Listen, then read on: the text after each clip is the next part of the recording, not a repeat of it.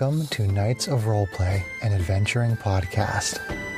This is an actual play Dungeons & Dragons podcast. Royalty-free music provided by Kevin MacLeod, Michael Gelfie Studios, Plate Mill Games, and Tabletop Audio. And now, to adventure.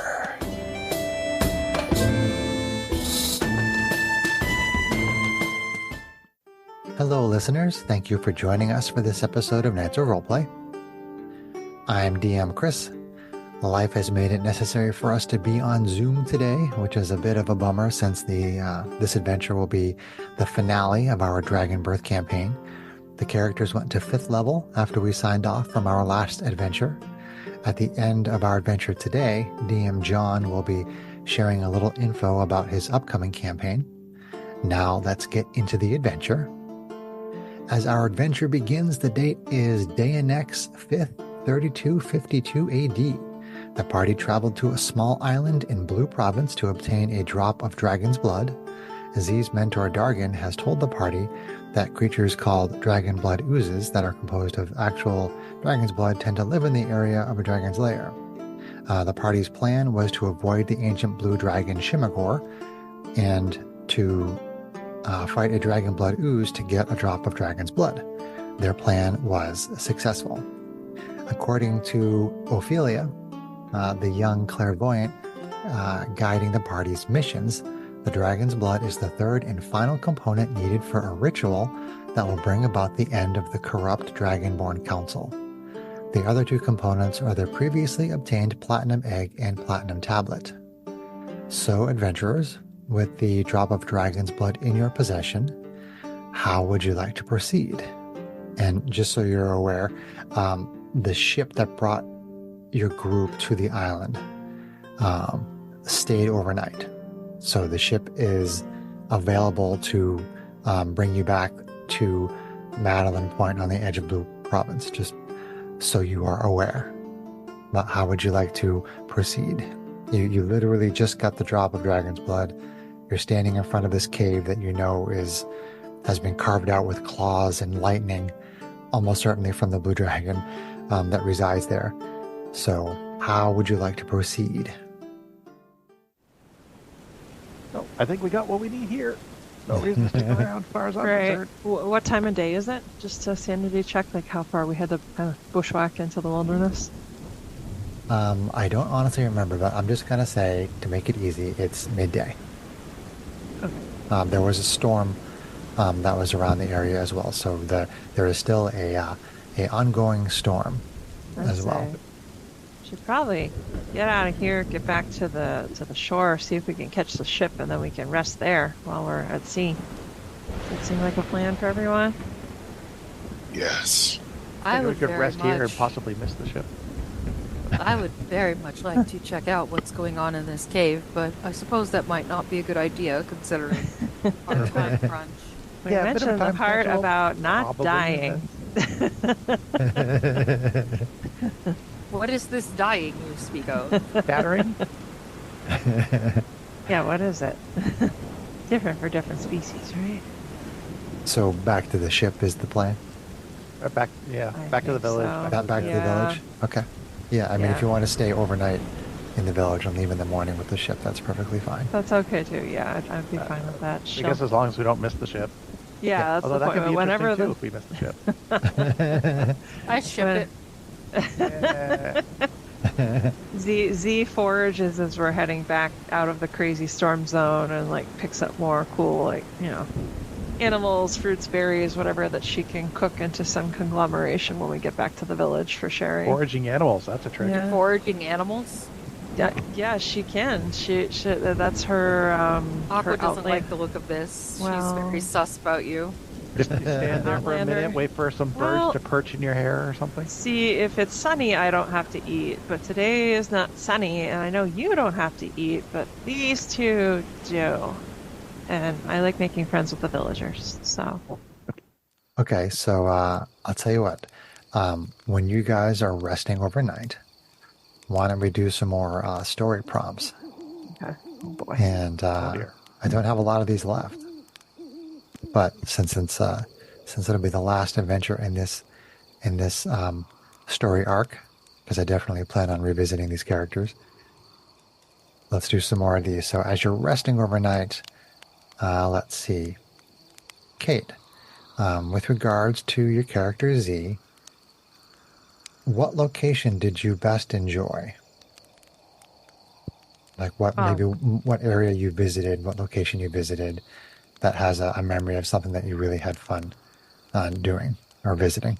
So far, like in the context, like adventuring with this crazy crew, or just like her whole life? It's up to you. It could be something throughout her entire life. It's totally up to you. She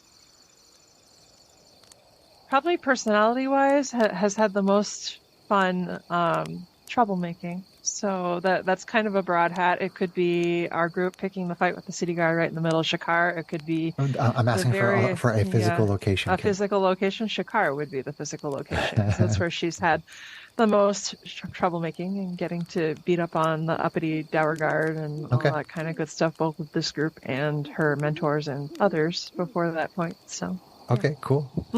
All right. John, with regard to Andy, where do you wish you were right now?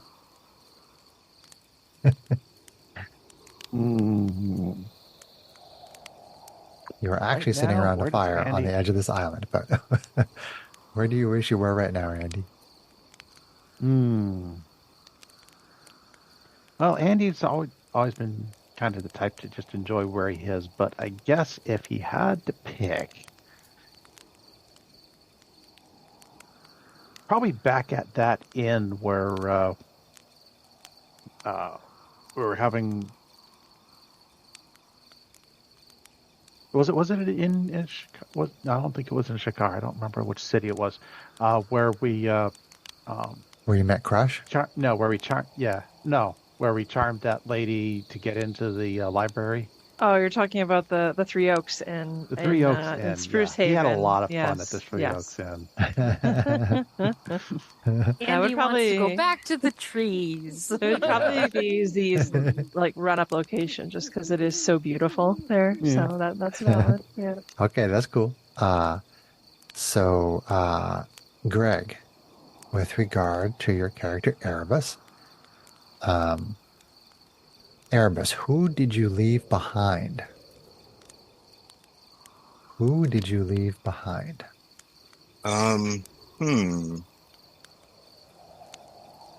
That's a tough question. I feel like I've left a lot behind, especially with leaving my family behind, but they're no more family to me now than they were when I was younger. So I feel like the party is my family now. So I've enjoyed adventuring over the course of time that I've been an adventurer. Cool. Very cool. Sarah, with regards to Aqua, what villain is still out there?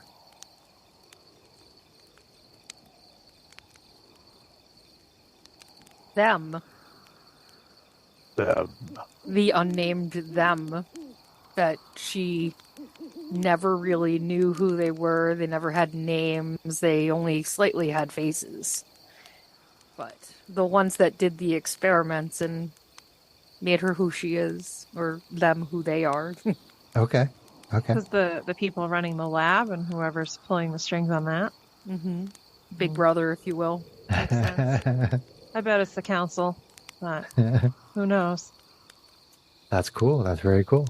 They've never really felt anything of their own person or being. Like they were just created to be something for someone else. So this sense of being part of another group, of another family, is very foreign to them. Okay. That is very cool.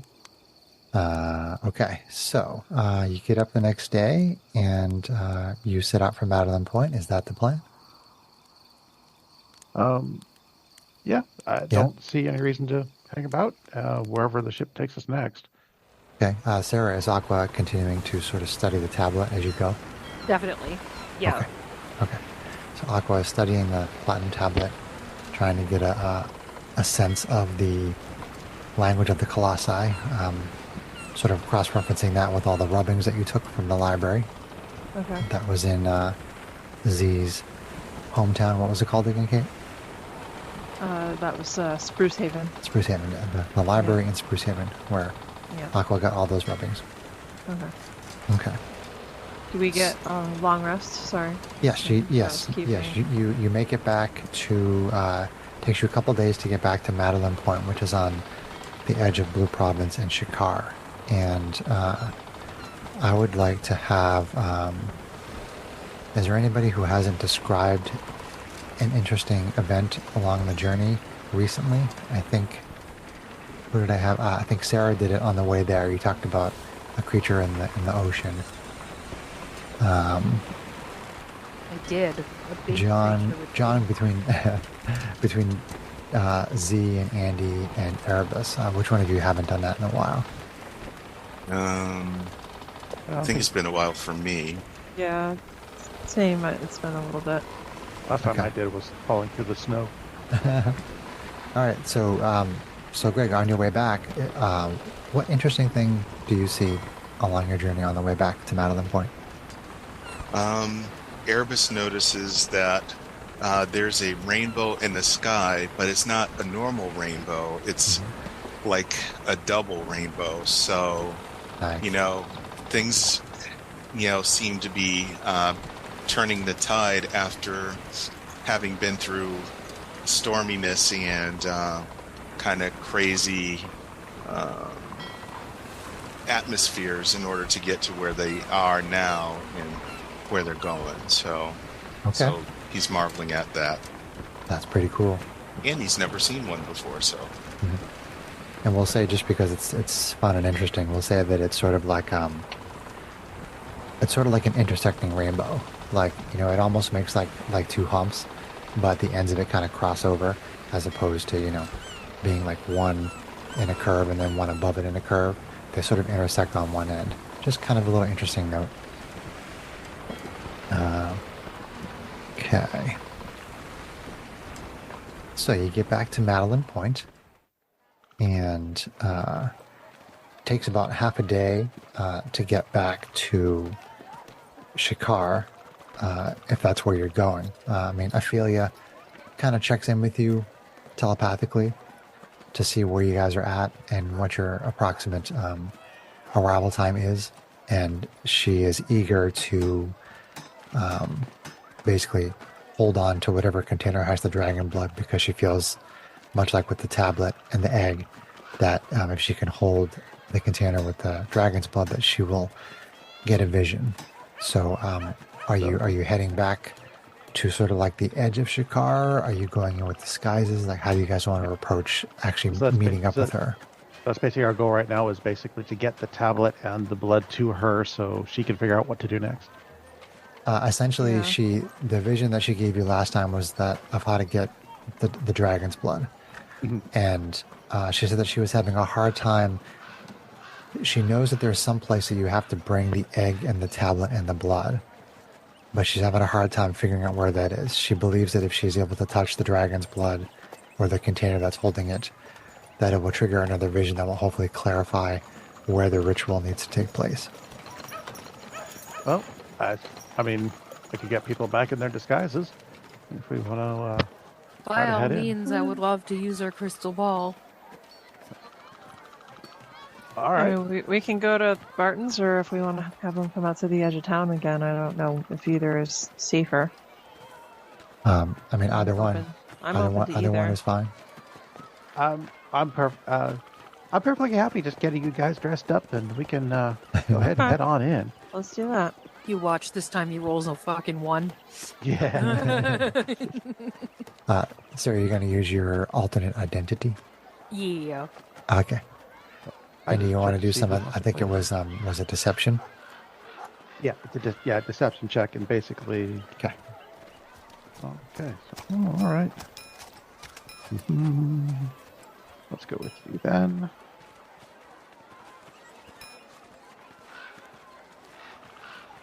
$23. Okay. So you make it to Barton's without any trouble, and you go inside, and Ophelia is happy to see you. She knows there was a certain risk of becoming dragon lunch when you went to go get the dragon's blood, so she's happy that did not happen. Obviously, when she checked in with you on your way back, she knew you were okay, but she's happy to see you in person nonetheless. And she asked for the container of the dragon's blood, which I think Z has. Is that right? It's hiding in among all my other brewing supplies, so some jumbling of bottles and find the right one, and basically hand it to her. Okay. That actually might be a Yeah. pretty cool thing to put in your brew. Do Maybe. you think you can keep some left over after this? Whatever I we're don't doing know. with this thing. Well, we'll see. It's a very small amount of blood. Oh darn! Perhaps Might we make it worry nice and about this spicy. now and think about other things. Yeah, later, I mean, maybe. all I know is that spray hurts, so I'm not sure about who could drink that drink. It'd just be a little spicy. Pretty I- spicy. I Nothing wrong appreciate with the pepper. Nothing wrong with a little heartburn, after all.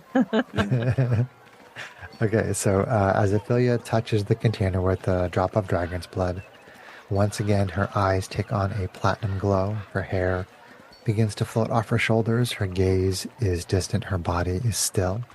When she returns to normal, she says, I had a vision of a massive cave below the Dragonborn Council building. We must bring the platinum egg, the platinum tablet, and the drop of dragon's blood to the cave and perform the ritual that is written on the tablet. Something incredible will happen that will end the rule of the Dragonborn Council. In my vision, I also saw an entrance to the chamber. It is located in a small cave on the southwestern edge of Shikar, on the border of Shikar and Red Province. So we're going into a cave under Dragonborn Council, and it's going to do something that's going to end the Dragonborn Council. Does anybody else think that we should not be nearby when it explodes? Well, You only live once. if this is what it takes to help millions of people, Sarah, another adventure. Ophelia says she asks Aqua what her progress is with regards to learning the language of the Colossi. So I know you don't have a way to quantify that, but if you just basically share with her the progress that you've made up to this point, basically a couple days out and then a couple days back, trying to study the tablet, she kind of confers with you on what she knows from her visions and whatnot, and she says that if you'd be willing to sort of rest overnight here with her at Barton's, she feels that she can probably help you to decipher whatever you can't read that's on the tablet for the ritual. Yeah, absolutely. Okay. So over the course of the night, if you stay at Barton's, you all stay at Barton's, unless you want to tell me something otherwise, and Ophelia helps you to basically translate what's on the tablet. So, you're not fluent, Aqua's not fluent in the language of the Colossi at this point, but you know what's on the tablet, you can read what's on the tablet, you know what the ritual basically entails, and it essentially talks about there's a location under the Dragonborn Council building where you have to basically read what's on the tablet and put the drop of dragon's blood onto the egg as you are basically conducting this ritual. It doesn't exactly specify what the result will be. It doesn't say explosion. That would be effective at ending the Dragonborn Council. Load-bearing villains. Yeah. If it involves an egg and a drop of life, I'm concerned about what might come out of this egg. But we Well, shall see. She's Oh. saying that it's going to be something that will change the council, so it can't be all bad. We've seen visions of platinum dragons, so maybe what the problem all these years has been that there's been no balance. Maybe platinum brings balance. I don't know. Or maybe what comes out of it is just going to be another dragon, and they'll imprint on the first person they see. And if they see me, then I get my own pet Do we get a dragon pet that I get to ride dragon? around on. And that's pretty cool. Wishful thinking, Andy. I'm here for it. I'm here for Erebus it. claps him on the shoulder and says, "Stop." If you think that you are Ow. going to tame an ancient beast like a dragon, you are stupider than I've ever thought you were. Oh, will it be an ancient beast or will it be a I baby just gotta that we be need its to? dad. Will it be a baby that we need to protect and raise? I mean, we won't know unless we do I'll the be ritual. your baby that you Whoa. need to protect and raise. Whoa, That Okay. went sideways. Aqua is spicy today. Okay, so I am you drinking my pumpkin spice. Oh, you're being basic. I love my pumpkin. 'tis the season. Mid-September, all that stuff is starting. So, okay, so are you doing anything before you leave the next day for Red Province? Is there anything you want to do before you leave? I mean, meta, does anybody need to stock up on components, supplies, weapons that go along with this latest level up? Yada yada. If you're all fifth level now, I mean, if there's anything in particular that you need for spell components or anything like that, you might actually be able to get some small items from Barton or from people that he knows who are close by, instead of having to go out and shop. You know, Barton could like run an errand for you guys if you need stuff to get picked up. Do we have potions? I've got one. I still have one. Andy has one. Erebus has one. Okay, and maybe the other two were used, perhaps. And we've got our bonus action one that we can use too that recovers like quarter of the hit points or something like that. You do Temporary. you do have the Blessing of Vigor, which you can use a bonus action to get a quarter of your hit points in temporary. Yep. And I believe that's a bonus action ability. Greg has second wind. Right. So, are people ready to go? Tally Ready as ho. I'll ever I be. think so. Okay. I suggest caution. I find it unlikely that the Dragonborn Council would be unaware of caves that go under their own building. I mean, we could go. Dargon's been able to do all this research for us because he has ties. I forget if he's like a cousin to the green guy or something like that, but No, he's basically just yeah. I think you overestimate these humans, Andy. But well, we could give Dargon a hint as to what we're doing, but there's risk both ways, right? On the one hand, he might be able to head off some problems for us. On the other, if someone gets a hold of him and makes him talk, then people are going to know where we're at. So, but we think someone's been spying us anyway, so does it make a difference? Could help, probably won't hurt. I don't know. What do you guys think? I think all Andy's saying is we need to use caution. I'm sure there's going to be protective measures in place to keep this place guarded. I could ask Dargon if he and the other two could create some kind of event somewhere else in the city that might draw some of that attention away. But In it's this not in particular the case, city, we're- it's on the outskirts. Yeah, but if any level of protection gets drawn away from the council building, there's less stuff that can get set down into caves after us. Or at least more time before they can get there. I think in this particular case, our anonymity is our best asset. Let's not rock the boat until we actually know if there's anything even necessary. Okay. Okay. So you are We need heading. to check out the cave. We don't want to. Okay. We should probably check out the cave first and then decide on the course of action. Okay. Okay, so you travel with Ophelia and her father Barton to the southwestern edge of the capital city of Shikar, to the border of Shikar and the mountainous Red Province. The mountains on the edge of Red Province are small and get larger toward the center of the province. Led by Ophelia, you only travel for about 5 minutes into Red Province before arriving at a small mountain. There is a cave entrance at the base of the mountain. The entrance is about 8 feet high and 6 feet wide. Ophelia says, "This is it. Please follow me. Do you want to do anything before entering the cave? This is when I should have taken invisibility after all. Get Can I ready do to. like a perception check of the area? Yeah, sure. Make sure that we haven't been followed or. Yeah, go for it. That sounds great. I would also like to, while she's doing that, I'd like to ritual cast Detect Magic, so I can have that up. Yeah, sure. So you spend about 10 minutes while Andy is casting that, and Aqua takes a good look around. Not a very good look around though, because I rolled a 1.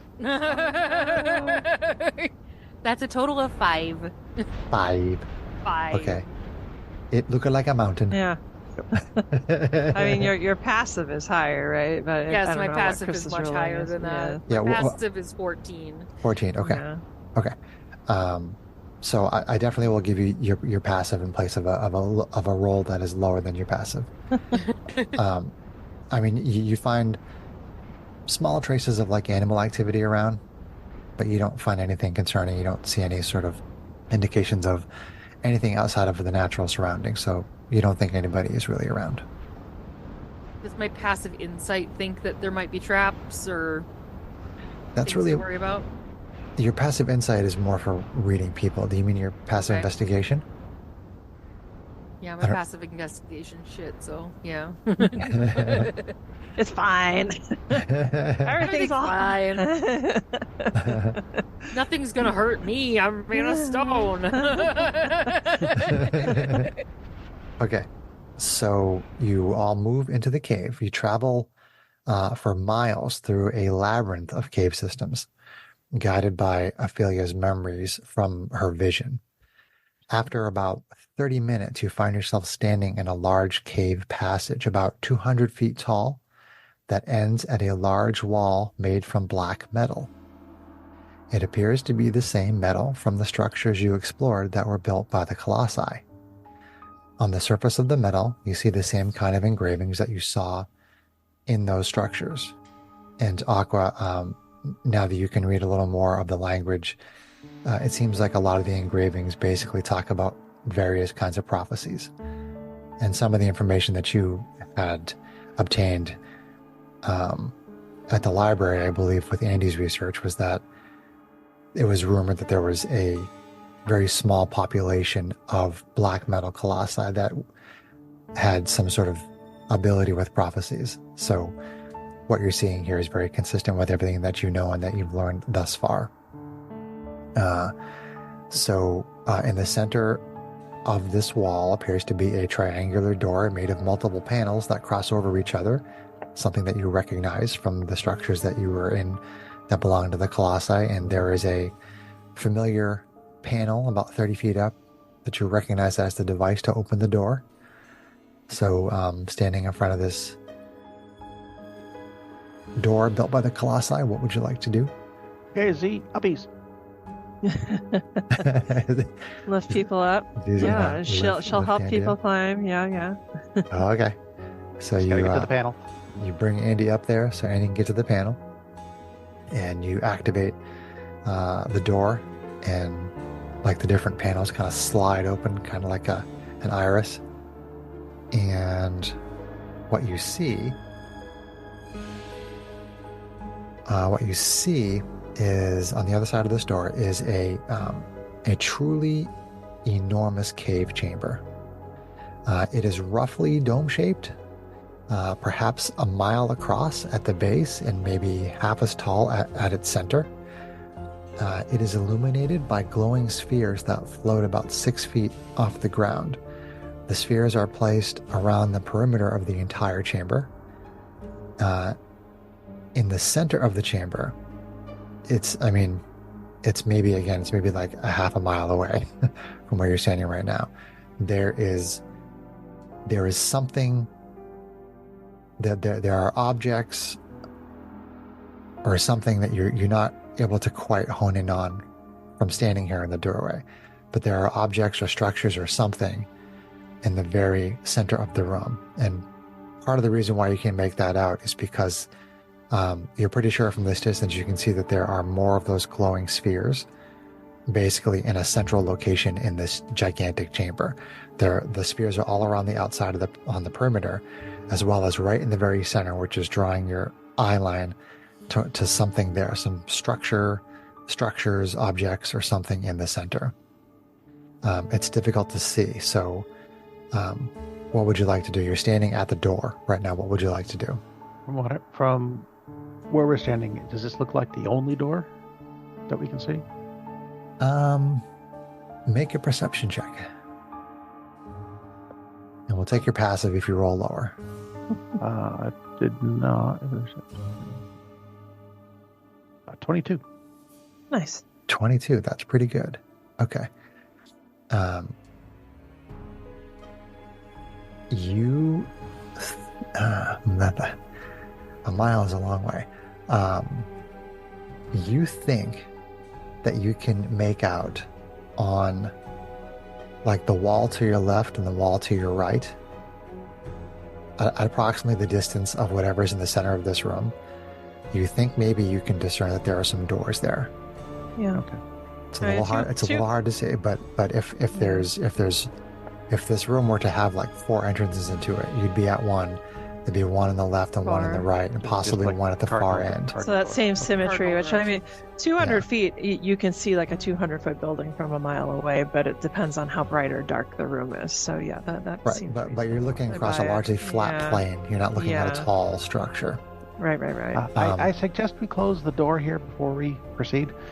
I That's will fair. also, I'm going to add, Andy, that because you got a 22, that's a good roll, that whatever's in the center of the room, you see movement.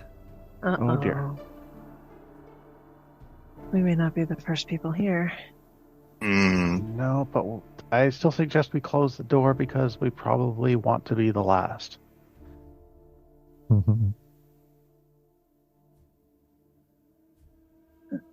Are you moving in and closing the door? Yeah. I mean, I'm assuming that's Ophelia. I would say if you tell us that you see movement, then I would warn her and say, do we still want to go down there? We'll try to keep you safe if they're hostile. Ophelia says, yes, we must complete this ritual. The Dragonborn Council must be stopped. Okay.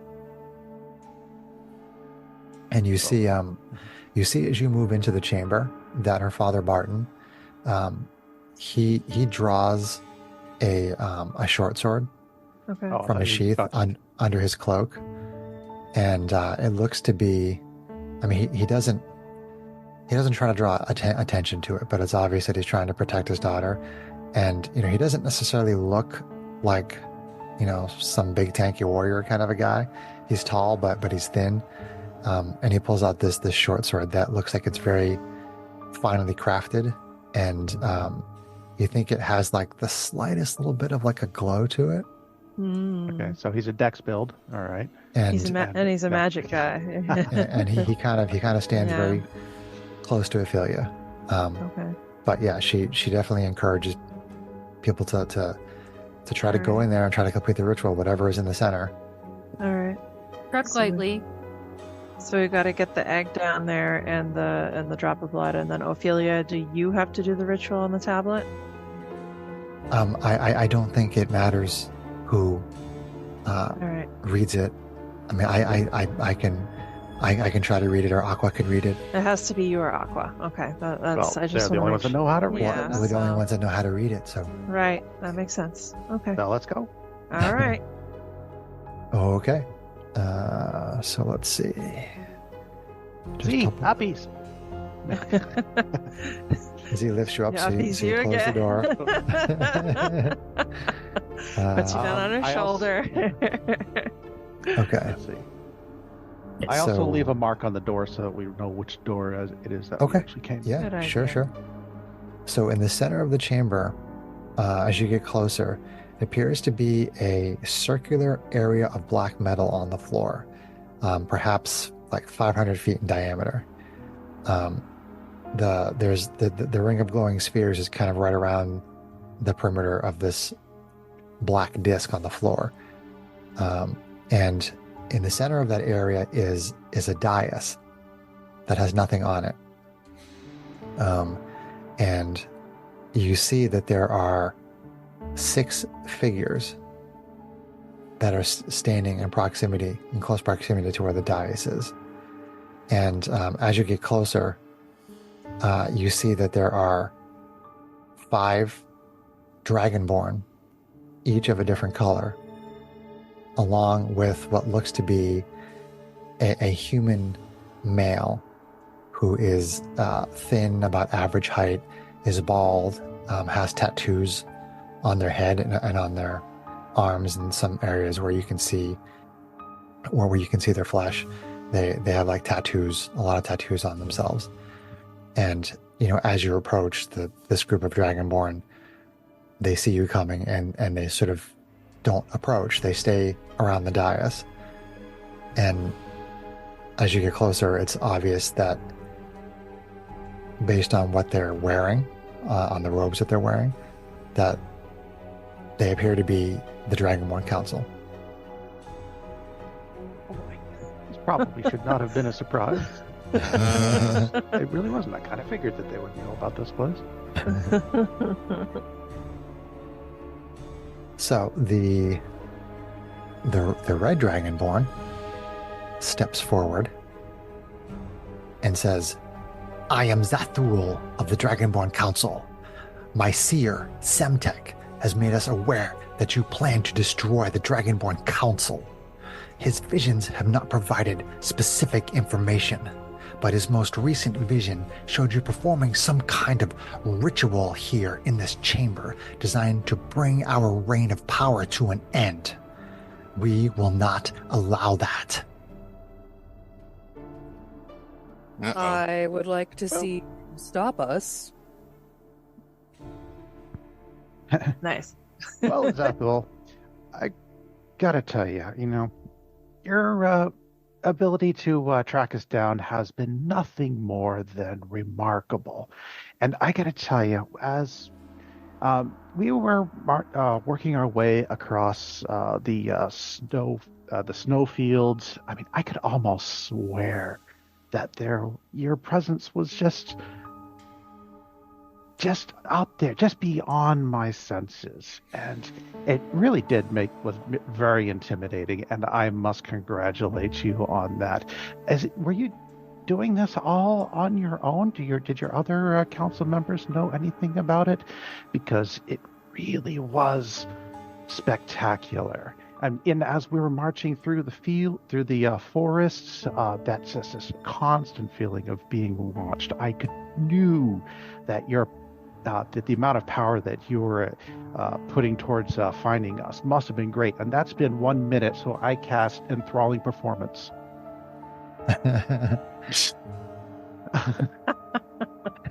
So I was going to say, what is this BS he's pulling out of his butthole? So red, They're going to blue, let him and monologue. They can pay the price. Yes. red, blue, and green are the 3 that I'm going to pick. Okay. They must make a wisdom saving throw or be charmed. Okay. Let me grab my dice. Come on, charmed. Come on, no legendary resistances. I remember the blue guy is potentially the one we're most likely to convince about certain things anyway. Did you say wisdom, John? Yes. Let's make it red, white, and green. Now that I think about it. Let's Yeah. see. Like, and blue? What? So you're going for the Italian flag. You said red, white, and green? Yes. Red, white, and green. Okay, so let's do some saving throws. All right, wisdom. Okay. All right. I'm sorry, what did you say the DC was again? 14. 14. Okay, that is a 14. That was for Zathul. And then we go on to Garrix. Mhm. We got 16. And then Morphos. I got a 15. Darn it. Ah. Well, that was worth a try. At least they don't know that I tried to do Yeah. something. Yeah. Okay. Nice ability. So Zathul addresses Andy. You are but a fool.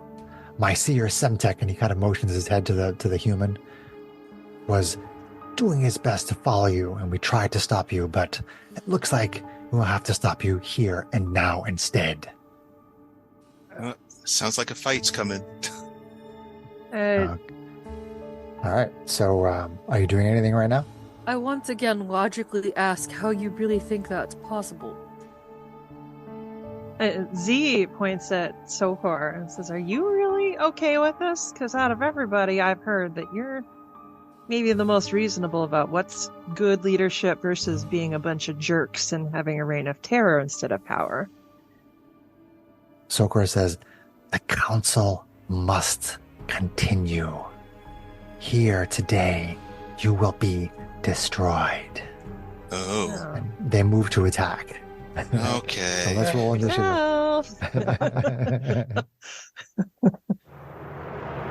Let's see.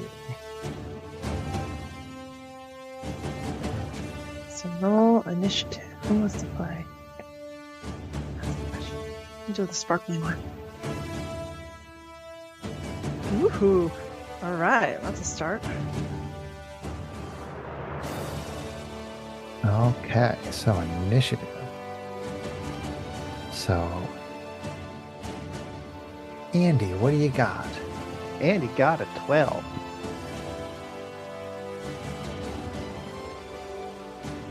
And Aqua, what'd you get? 9. 9.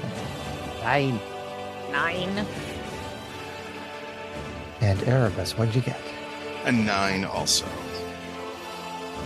Who has the higher dex mod between you and Aqua? +4. What's that, Sarah? My dex mod is also +4. Rollies. Rollies. Roll off. Yeah, roll off. Rollies. D20. Yes. 7. Nat 20. Okay. Okay. Oh yeah. It's on D&D Beyond if anybody wants to see. And Z. The new rules actually cover this mistake. 23.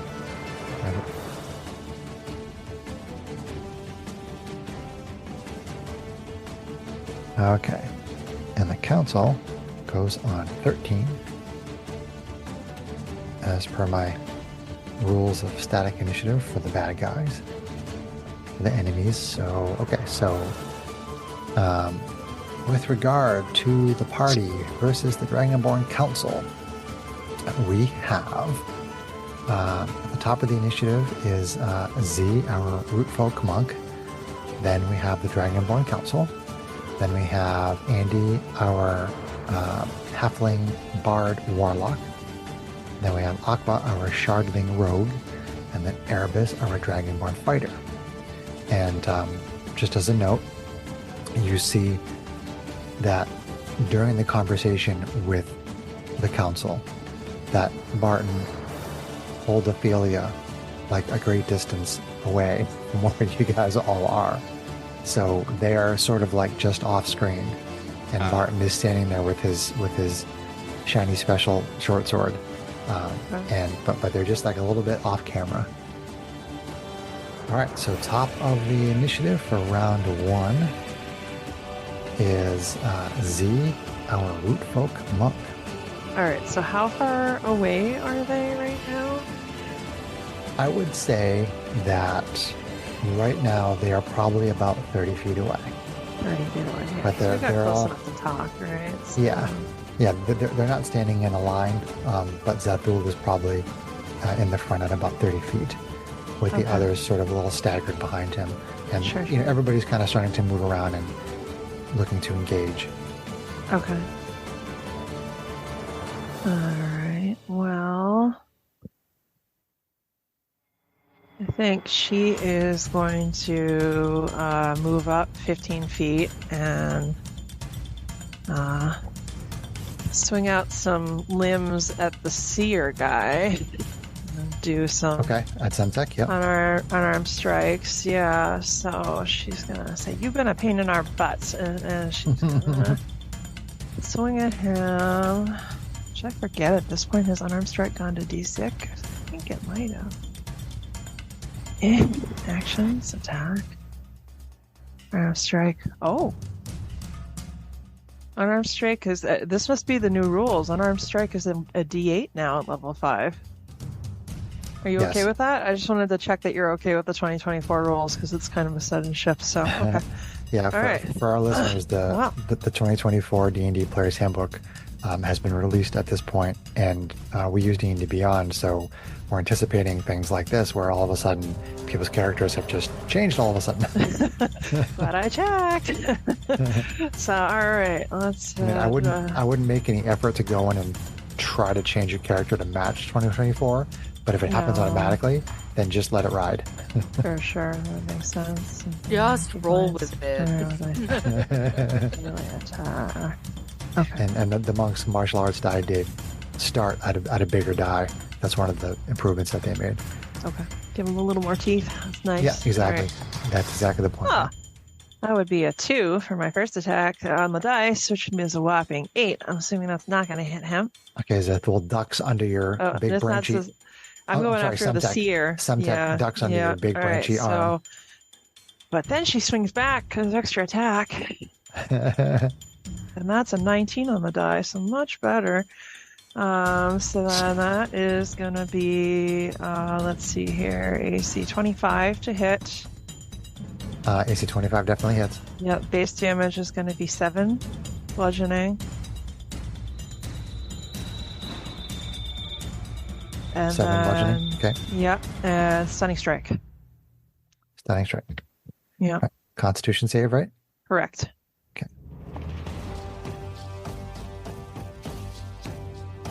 That would be an 8.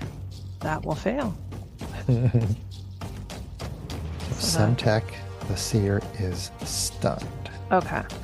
So then, let's 2 attacks from a Root Folk Monk. So then we're going to Flurry of Blows. Okay. And hit him 2 more times with advantage now because he's stunned, right?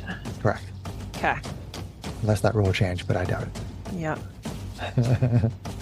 I mean, stunned is still... I would doubt they changed the stun condition. But I can dig into it after this. Let's not slow things down too much. Critical. Nice. Nice. So, rolled a 7 on that d8, so that'll be 14 plus 7, 17 bludgeoning damage. 17. Ouch. 17. Okay, that bloody Semtech for sure. Okay, let's do one more time. Take out the crunchies first. Still an 18 on that die. Glad it's advantage. The other one was a 1. So that'll be AC, let's see here, 24 to hit. 24 definitely. Minimum damage this time, so 4 damage, but still, I'll take it. That's a great round overall. So 4 damage. So yeah, and she is going to hold at that range and maybe just sidestep out a little bit away from the rest of the party, figuring that some of these guys might be magically... She's seen Erebus's breath weapon. She figures that spread out versus that kind of potential is good. So Okay, she's so going to try to trying get to move away. to one side. Separation from the group. Yeah. You think a fire dragon? What, Dragonborn might also have breath weapons, all 5 of them? Ouch! Yeah. Yeah. Okay. Is that turn for Z? Yeah. Okay. So it is the Dragonborn Council's turn. And so Semtech is just stunned. Can you actually do me a favor? This probably won't be relevant right now, but if you can go into your character sheet and look at Stunning Strike and read it to yourself, not to me, just read it to yourself. And let me know if it lasts until the end of your next turn, the start of your next turn, like if they change that, like I would like to know that. It's actually end, according to, in the short form. Let me check if they have a mismatch, because now I'm curious. Okay. All right. Until the end of my next turn. Yep. Until the end of your next turn. Yep. Okay. All right. So Subject is not doing anything in this round. So, Stun locking was so powerful. so upon seeing that, Zathul is going to She's about to draw some aggro. turn his attention on Medic. you. Let's see. So Zathul moves up to Z and attempts to bite. Chompy, chompy, chompy. Do I have a red die? I should use it. Chomp, chomp, chomp, patooey, I chomp. should use d20s in the color of the dragon that is attacking, just to be super nerdy. Nerd. As if you needed to be nerdier. Right. Okay, there's a red one. All right. Attempting to bite the. Here we go. Bite attack. Okay.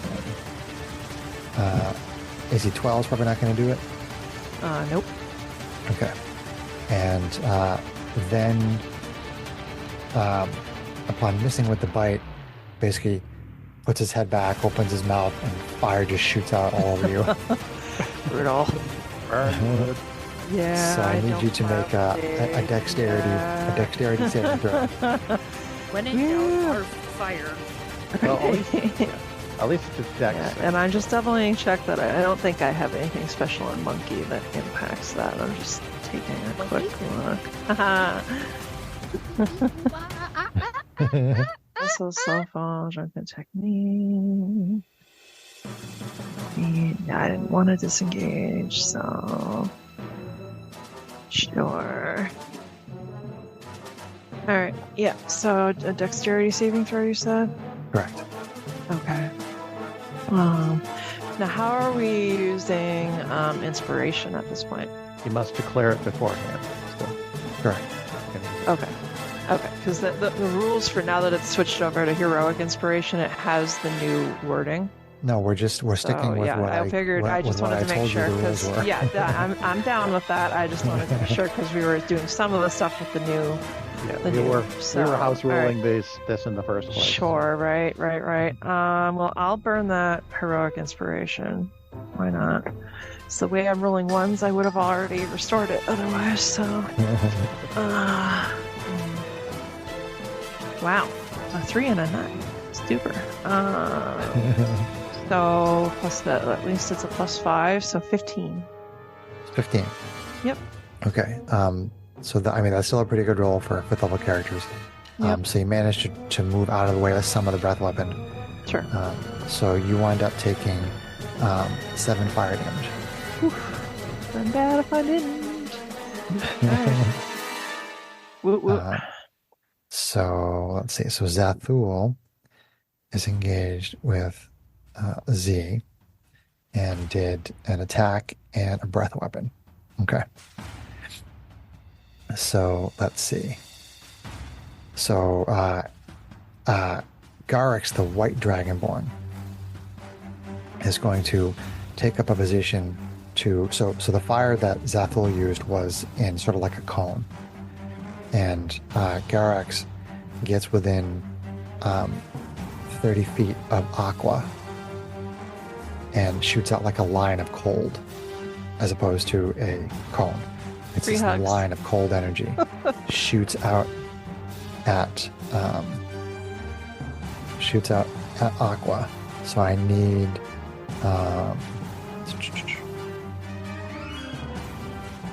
yeah, I think all of these are actually dexterity. Hold on. Yeah, because you're trying to avoid the area. Yeah, so it's a dexterity save. Aqua, you're a rogue, so that's probably pretty good for you too, I would think. Possible perks. Yeah, my dex is +7. That's 15s or Okay, so you take 7 cold damage as you move out of the way and it hits you in the shoulder. 7. 7. I'd like to use my reaction to uncanny dodge that as well. Okay, So Down to 3. it hits even less of you, and you take 3. Yes. Yeah, Aqua. Rogue survivability. Rogue's got a rogue. I just got Rogue a got a Kenny rogue. Dawn. So Tiny. Okay, so let's see. Drex, the black dragonborn, moves up to Erebus and is going to try to make a claw attack on you, Greg. Okay. If I could actually hit anything, that would be great. AC 13 is probably going to miss you. Miss. Okay. But then is going to replace one attack with a breath weapon, much like Zathul did. So I need you to make a dex save as this line of acid comes shooting out from Drex's mouth. Or that. This is Drex. Correct. Something black. All right. So it's a 20. A 20. Nice. You take 7 acid damage. Ouch. Okay. That's Drex. Okay. And then Sokor, the blue dragon, advances on Andy. The blue dragonborn, excuse me. Advances on Andy. Tries to claw at Andy. Natural 1. My dice are hitting me today. But then shoots out a line of lightning right in your face. Make a dex save. Fix it. Actually, I'm gonna use my inspiration on this one as well. Okay.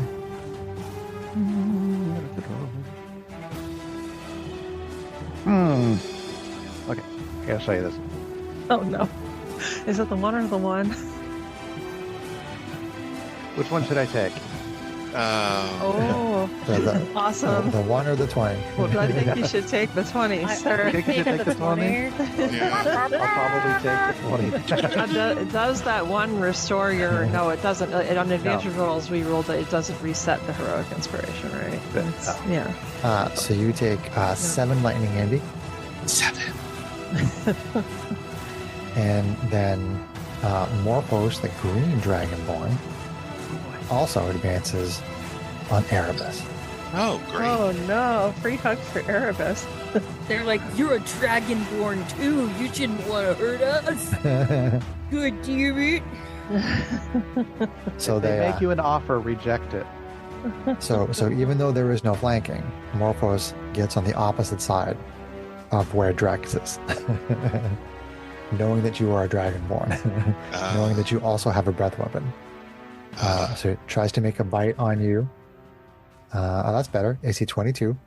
That will hit. Okay. So that bite deals you 4 piercing damage. Okay. And then I need you to make a dex save. Actually, no, wait. He's not going to do that. He's going to make another attack on you. Because he directed himself to be out of the way of on the opposite side of you. So he can take another. This Greg out of all of us has more healing. Does AC 19 hit you, Greg? Yes. Okay. So you took the bite, so then you take a claw for 3. Okay. All right. So how you feeling there, Erebus? You've taken about, 14 points of damage? Yep. Okay. All right. So that is everybody, and Semtech is...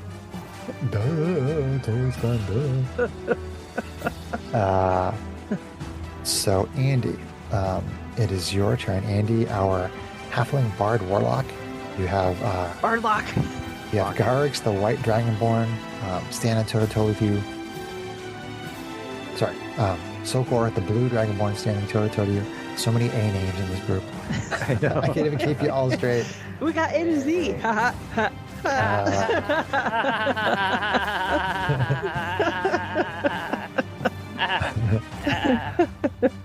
Okay, well, what I am going to do first is pop my Armor of Agathis for using Alright. both charges. So that'll give me...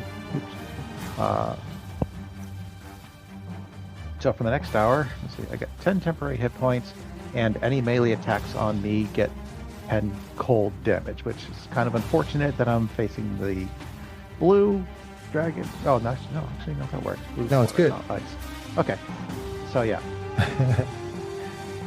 Yeah, So- if you were facing the white dragonborn, That could be a little more a important. little more interesting.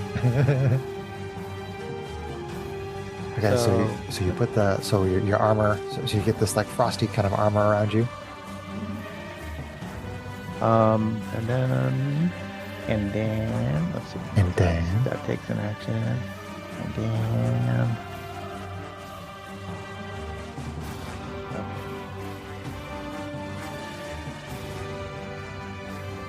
I am going to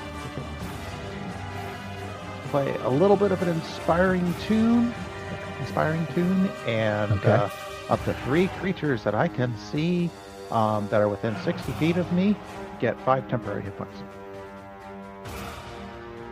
Okay. And you can each immediately use your reaction if you wish to move up to your speed without provoking opportunity attacks.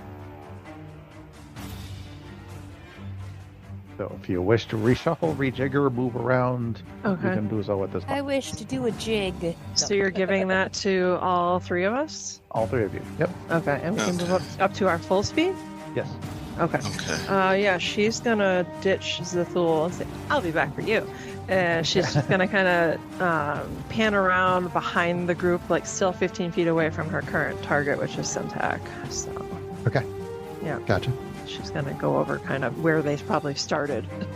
I already back behind have him by temporary 15 hit feet. points that Yeah. only gives me a new stack of temps, right? You can choose. You can choose whichever one is higher. Yeah. Right, so it would not go to like 7. Correct. Correct. Okay. just- Yeah. Yeah. What gave you 7? That's cool. Nothing gave me 7. I had 2 okay. left. Oh, okay. Yeah. Sweet. Yeah. Okay. Erebus and Aqua, are you moving away from your targets at all?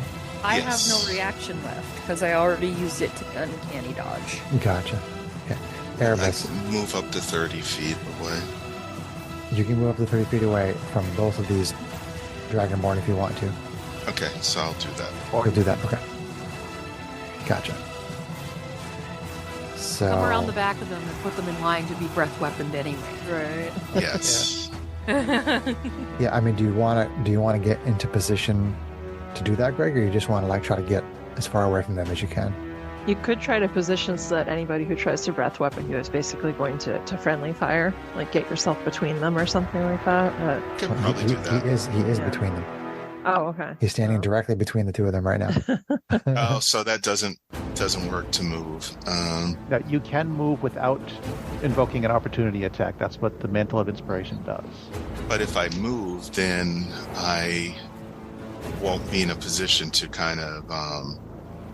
To use your Yeah, breath weapon. because you're a Yeah. melee fighter, and you could move to optimize your position to hit them both with your breath weapon. You Okay, could back I might up and do something basically like put them that. in your cone, right, so to speak, right? Okay. Why I don't mean, Yeah. bearing in mind that they're going to take another turn. Yeah. Well, Yes. Erebus. You can put them in position yeah. right now. Yes. I mean, Yeah, he Erebus gets- he hasn't gets had to his go turn before yet. they go. Yeah, I was he'll gonna get say to go not before he them. goes. Yeah. Oh, sorry. Yeah. Again, I'm looking at this Stupid as I'm tactics. looking at this list of A names. Parent brain is a thing. Not even being sure who's going next. All right, so Greg, you position yourself to get them with your cone. Yeah. Gotcha. Okay, cool. Is that turn, Andy? That is action and bonus action. So, yeah, I'm not going to move. Okay, Nice good. job, Andy. Good stuff. Thank you. I have Andy, Aqua, and Erebus all right in a row here. So that was Andy, our Halfling Bard Warlock. Now we are on to Aqua, our Shardling Rogue. So you are still in base to base with Garrix, the White Dragonborn. What would you like to do? Well, first I'm gonna rapier him in the face. Okay. So That's only a 10. That misses. Well, then I'm going to attempt to shoot a dagger out of my wrist at him. Okay. My bonus action. That sounds cool. Shard comes out, hopefully to pierce this dragonborn. It's only a 13. 13. It just misses. I'm gonna cry in the corner. Okay. That's my turn. Okay. It was Aqua, our Shardling Rogue, and we're on to Erebus, our Dragonborn Fighter. What do you want to do there, Greg? You have the black and green Dragonborn Council members set up for your cone, for your breath weapon. All right, so I'll do that. So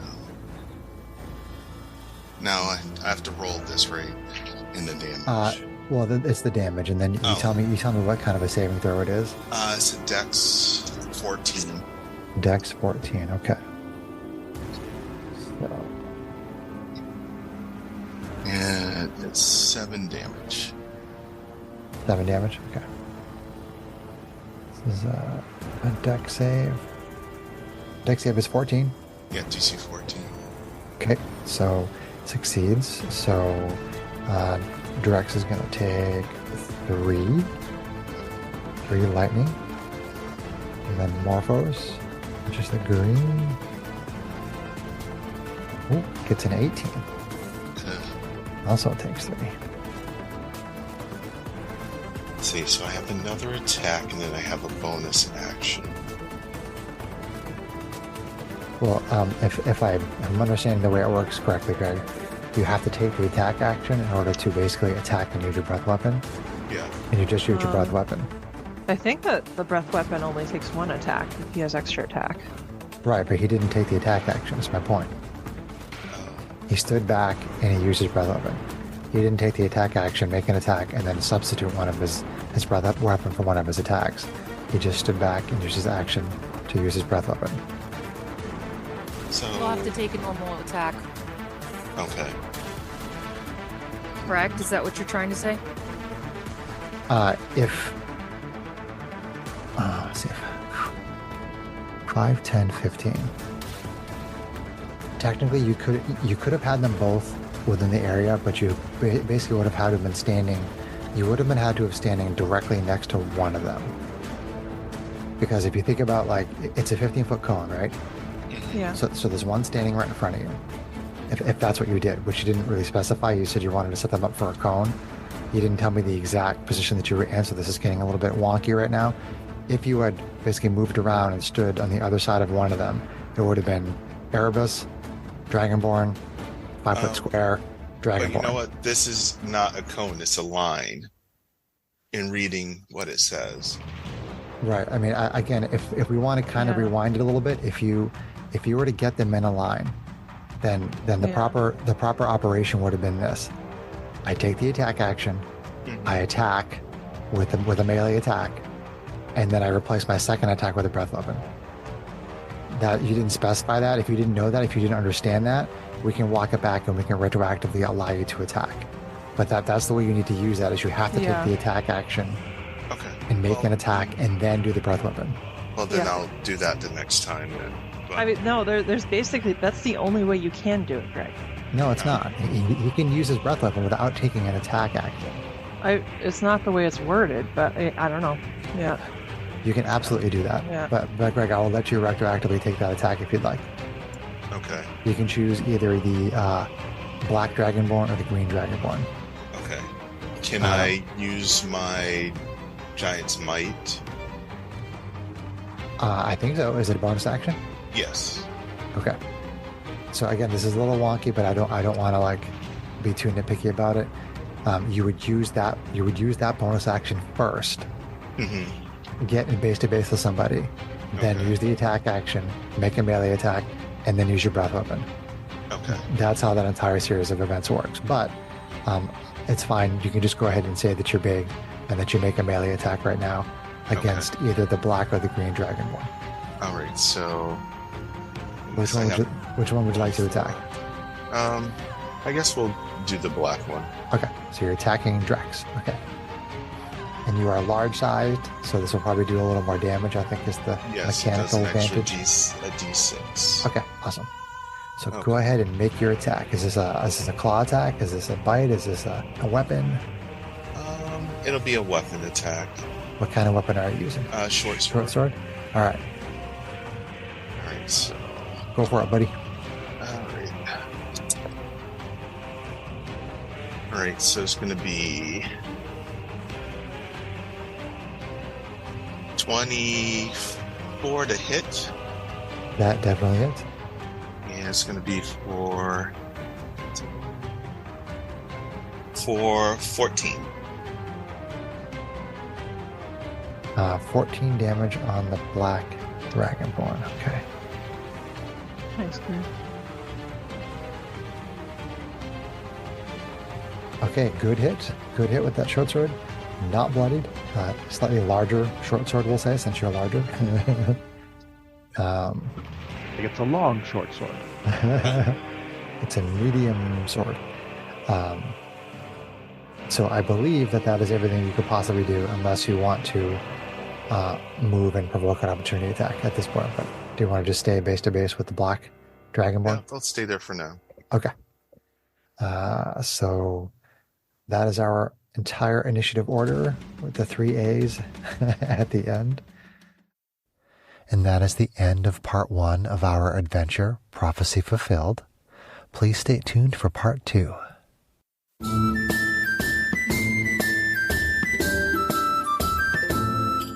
If you enjoyed this podcast, please leave us a review anywhere this podcast can be found. Our social media links, plus additional content, can be found on our website at knightsofroleplay.com. Please tell your friends about Knights of Roleplay, an adventuring podcast, and spread the word through social media. Your help and support are greatly appreciated.